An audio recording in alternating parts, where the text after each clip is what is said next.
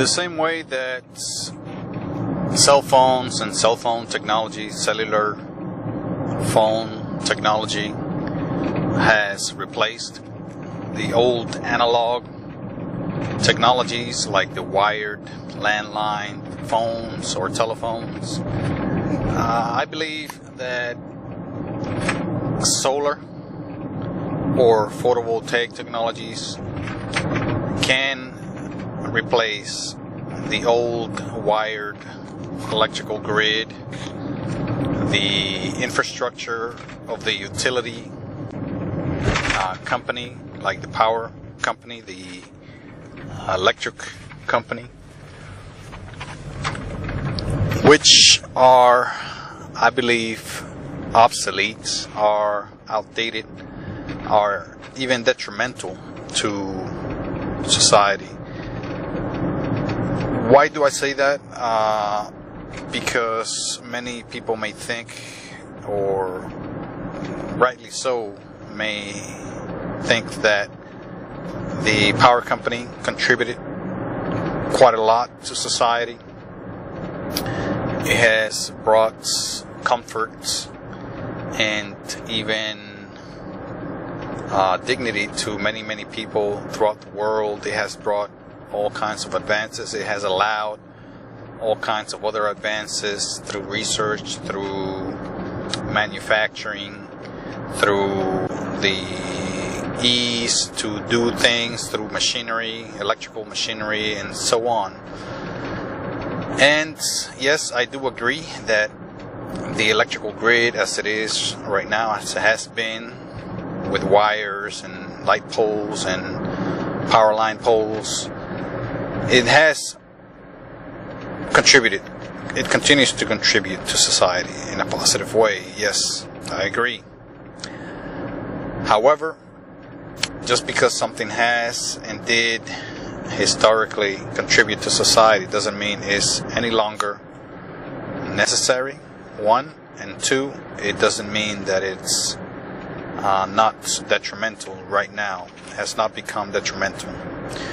As the phone lines of the past, the old landlines with copper wires contributed to society very positively, aiding communication across the miles, across cities, states, and even across continents. It is no longer necessary. We have now technologies that are much more advanced, much more efficient, that go a lot further with less infrastructure, with less physical equipment, less physical lines and wires. We have satellite communications, wireless communications through antennas, through devices, and other technologies that enable long distance communication. So we don't need the old telephone system. The same way we can think of the current grid, power grid, we no longer need it. In fact, the maintenance costs, the cost to keep up all this equipment, lines, substations, power stations, power plants, it's just unnecessary. We now have solar energy. We now have wind energy. Not only is the current and past power grid unnecessary and inefficient and costly, but it's detrimental. Now we are in the midst of the effects of global warming, of climate change, and we have many decades ago figured out that we humans are and have been contributing to climate change in the form of carbon emissions, in the form of emissions of obnoxious and toxic and harmful gases into the atmosphere that are both warming the atmosphere and disabling the climate, disabling weather patterns that are and will continue to harm people all over the place, all over the world, in both hot and cold areas, regions, in both temperate and warm or hot parts of the world. So we're pretty much all affected in one way or another. More so, some people, some areas, some regions, of course, are impacted more directly and in more in a bigger and larger magnitude than others, of course, like everything else. However, many peoples throughout the world, perhaps millions, will be impacted. Many are being impacted as we speak, as I speak. So the biggest thing that we can do is to stop emissions, to very immediately, to do it very fast, to immediately stop carbon emissions. And the next best thing would be to slow it down, to significantly curtail it. And for that we need to get rid of power plants, especially coal powered power plants, especially those driven by fuel or natural gas, and especially those driven by fossil fuel, again, that include coal and petroleum and other fossil fuels. So we need to get rid of those. Again, solar energy can replace those. Yes, it may be difficult, it may take time, it may take a decade or so, but it can be done. I believe it can be done within 1 or 2 decades, and efforts are not by any means large enough, significant enough to both replace fossil fuel based power plants and expand the use of solar energy, both in a residential and utility scale. And I'll go into that here shortly, what residential scale and utility scale means. So we also need to curtail or stop more, it would be more optimal, it would be more reasonable and more desirable to completely stop emissions using automobiles. Gas powered or internal combustion engine automobiles need to be phased out, just the same as fossil fuel based power plants need to be phased out. ICE automobiles need to be phased out as well, and that would be about, I would think, more than half of emissions gone, just like that. And the earth, the climate, can perhaps begin to heal, begin to stabilize, and the course of destruction and suffering could be perhaps reversed. And what I mean by utility and residential scale, I support both types. Of course, utility is basically large scale deployment of alternative energies such as solar and wind, perhaps in solar farms, large fields where you put hundreds, thousands, even millions of solar panels, or hundreds to thousands of windmills or wind turbines to harness either solar or wind energy and be transformed into electrical energy. And this would be done, of course, on a large scale for utility and distributed through, the homes and businesses and commercial buildings and industries and farms throughout the land.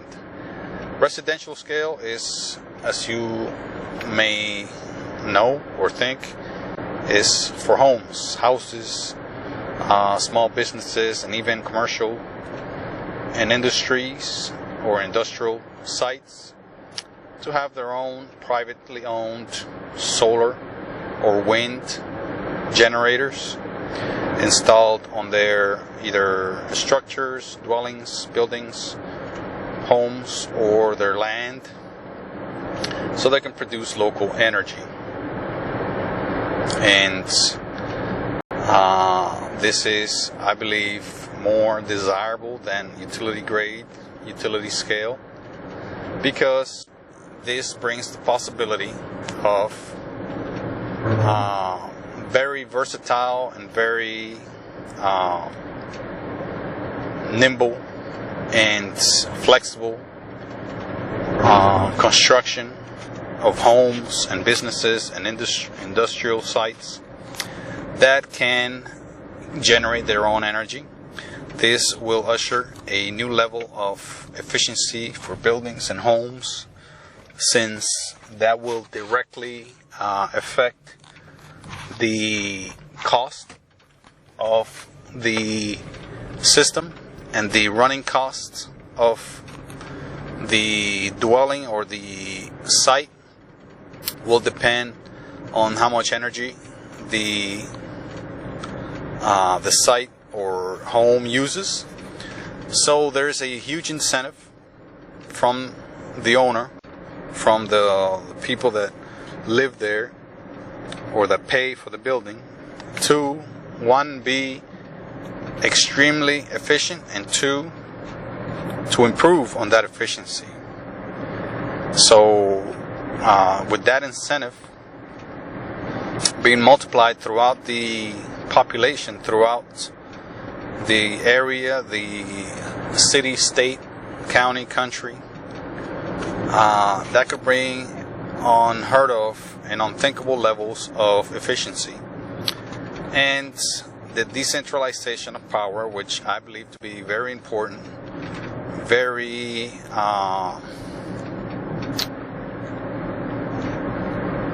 also a very useful, very convenient, and helpful for society. Something that will advance society ever more as time goes on, and a lot faster. Of course, there would have to be clear and enforceable and enforced regulation when it comes to this for safety reasons, as there is with many other things, such as construction, such as modifications to your home. There's building codes, all kinds of codes, and there would be, of course, codes, regulations, laws passed. And as there are laws right now that could be used, especially electrical codes that are now in effect, could be used to regulate and control this, the installation, the maintenance, the upkeep, the modification of local and privately owned power generation systems or power plants, such as wind turbines, solar panel systems, etc. And again, the efficiency of a city, for example, if a city decides to just go with rooftop solar panels in every home in that city or town, and not worry, not have a centralized power plant, then every citizen, every owner of a home, every owner of a business will be responsible to have a power plant installed, either solar or wind or any other alternative technology, following, of course, very strict regulations for safety and to prevent accidents, fires, etc. And of course, there could be more controls, such as licensing, such as permitting for both installers and job sites or construction of new power plants, etc. So those mechanisms would be used to ensure, again, the safety of the people that live in that town or city, and the safety of the equipment, and the prevention of accidents that could be both dangerous and costly, and that could trigger a level of efficiency in that city, and an economic, basically a series of economic branches or economic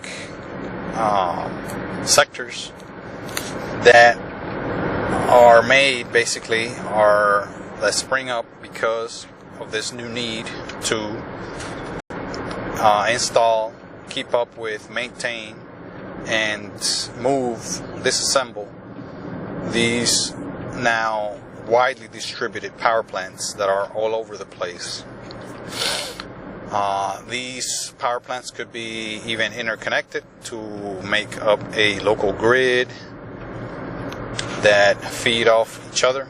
There could be regulation that regulate voltages and ampere levels or current levels that regulate all kinds of wire sizes. I mean, there is a body of work already that regulates all of this, called the NFPA NEC, the National Fire Protection Agency or Association,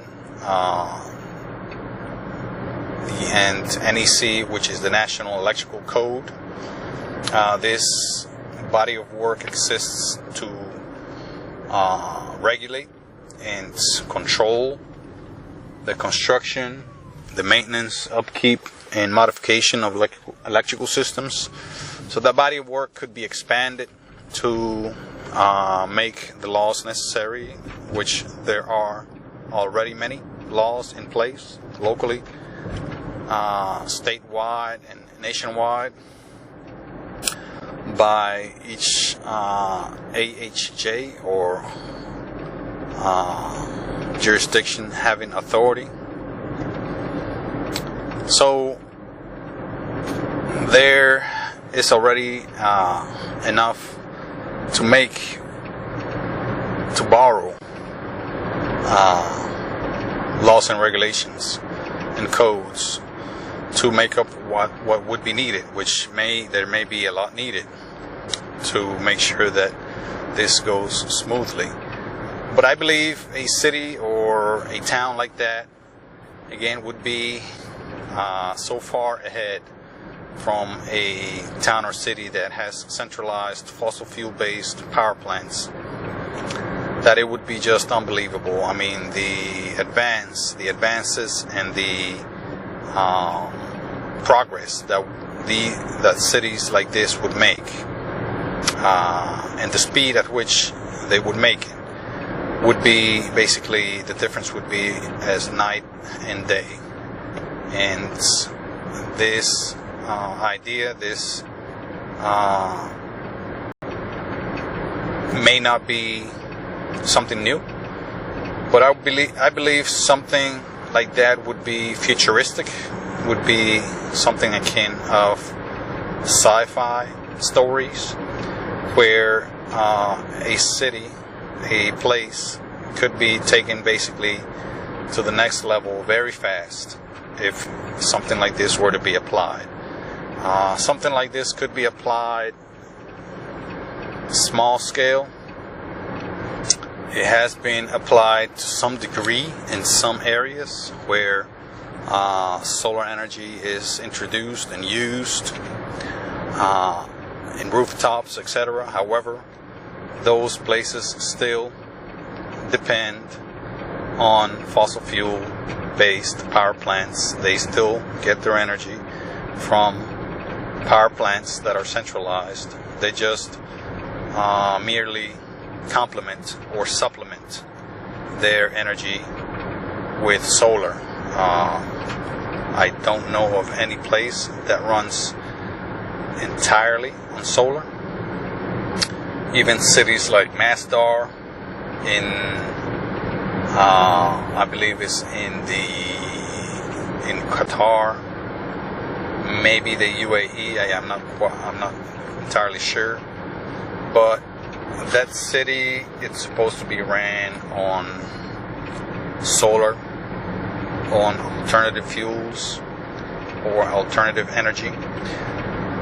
However, I very much doubt it, because solar only just recently has gained enough efficiency, and also the battery power systems have only recently gained enough capacity and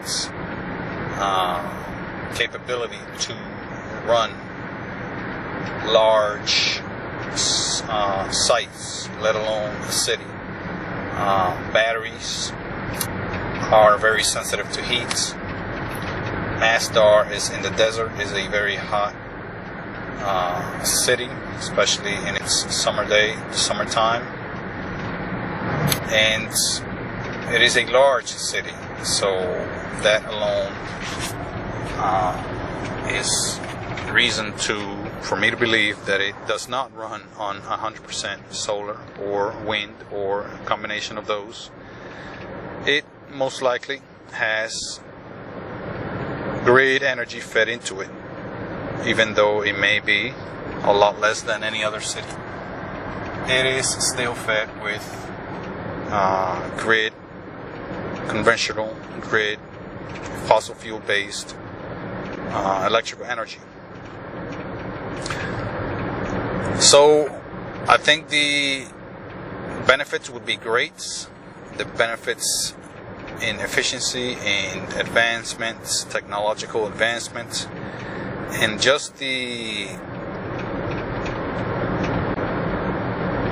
need for, or the incentive for owners and investors and dwellers to ever improve their efficiency and their technology is enough reason for me to believe that advancement is going to basically be very rapid, is going to be very aggressive, and it may exceed even my expectations or the expectations of those with a futuristic and expanded mind and expectation. So that's an idea, that's something I wanted to share. Please let me know what you think, and I'm looking forward to hearing your thoughts. Bye.